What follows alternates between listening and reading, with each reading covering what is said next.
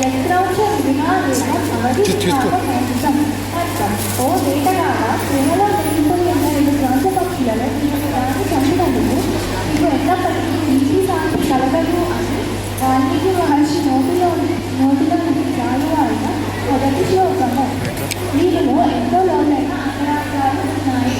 ఈ శ్లోకంలో 7 మాటలు నిక్షిప్తమై ఉన్నాయి.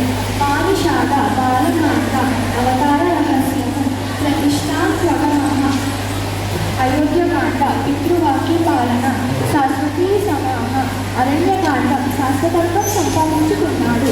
యంత్రాంశ మృగం, సుష్మితకాండ,